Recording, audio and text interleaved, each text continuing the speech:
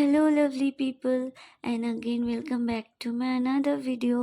আশা করি সবাই ভালো আছেন আর আমিও বেশ ভালো আছি। আজকে সকালটা শুরু করলাম এক বোতল জল খেয়ে আর পড়াশোনা করে।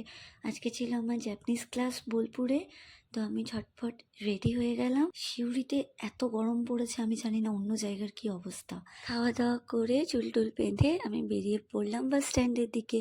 আসলে গিয়েই তো আর বাস পাওয়া যায় না, একটু ওয়েট করতে হয়। এত সাপোর্টের জন্য, এত সুন্দর সুন্দর কমেন্টস করার জন্য অনেক অনেক ধন্যবাদ আমার সকল ভিউয়ার্সকে, আর আমার তরফ থেকে অনেক অনেক অনেক ভালোবাসা। এত সুন্দর সুন্দর কমেন্টস পাওয়ার পরে সত্যি মনে হয় কন্টেন্ট ক্রিয়েশনে এসে আমি খুব একটা ভুল হয়তো করিনি। যাই হোক, মন্দ লোকে তো মন্দ কথা বলবে। তো আমি এখানে বাস থেকে নেমে পড়লাম। তারপরে এত গরম ছিল বলে রিফ্রেশমেন্টের জন্য দেখছিলাম কোনো দোকান থেকে কিছু নেওয়ার জন্য।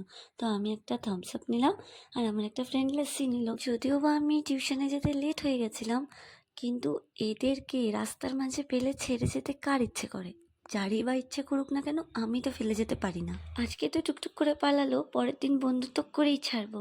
দেখা হচ্ছে পরের ভিডিওতে। Tata, thanks for watching.